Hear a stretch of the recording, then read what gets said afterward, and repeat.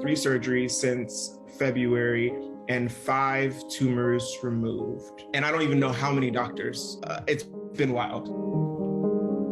My name is Anthony, and my dog, who's resting over here, her name's Apple, and I'm a full-time grad student.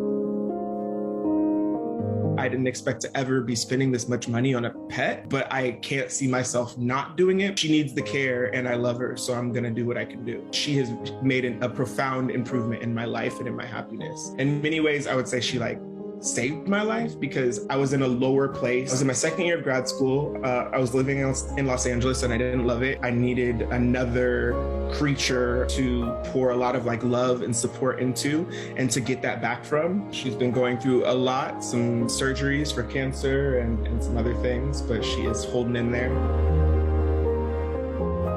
I am somebody who, since I was about 14, has dealt with depression and anxiety. And as I've gotten older, I found great coping mechanisms, but I've also recognized I need a lot more help sometimes. So I wanted to adopt an older dog who would not need as much attention and as much time, because I work a lot. And I wanted to adopt a pit bull because they get pretty bad reps, but they're really, really great dogs. And I was looking online and found Apple, and I fell in love. She's got this big head and this big smile, and she's just very silly and goofy, and I just knew that was the girl I wanted to adopt. With me and Apple, it's just me and her, which was part of the motivation to get her. I do love caretaking, and she makes me get up every morning and take her out. She makes me exercise, all of those things.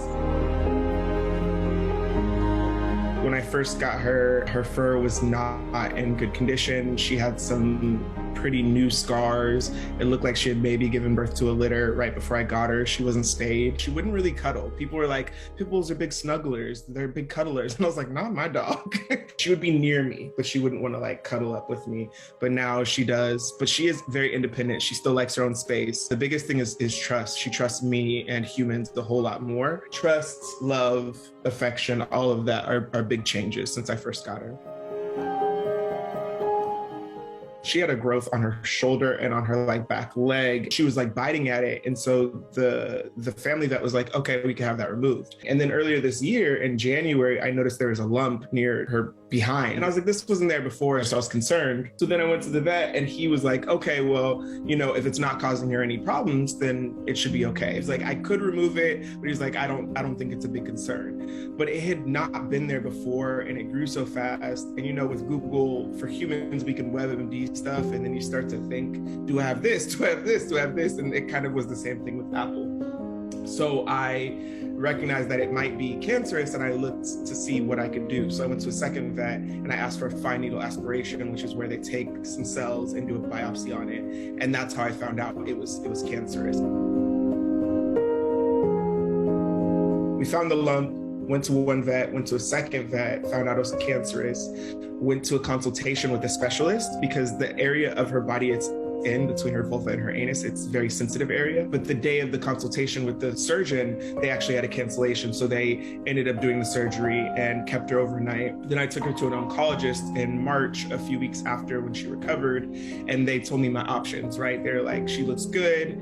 It's a low grade soft tissue sarcoma. And the options were you could give her oral chemotherapy, radiation therapy, or the last option was to just monitor the site. And if anything happens, get her rechecked. So I took a risk. And then come August, I found another lump a little bit lower from where the first one was.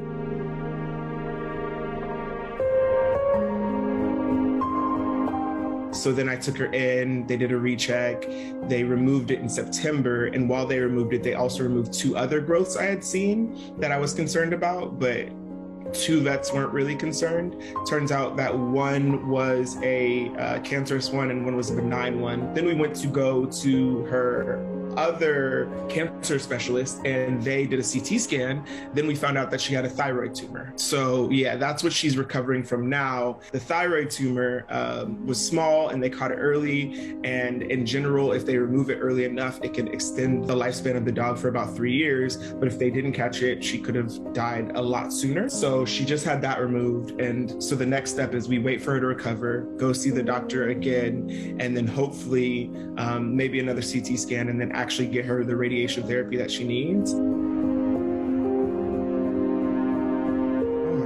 Thank you. Yeah. Thank you. I've been in therapy every week for the last 2 years. And one of the things I've been working on is asking for help. I had to reach a monetary limit and be up to my eyes in all of this cost, right? For me to even be able to be like, hey, I need some help. It means a lot. This is tens of thousands of dollars that this is costing. So anything that anybody's contributed, it makes a difference. And when you donate 1,000, it's, whew, thank you.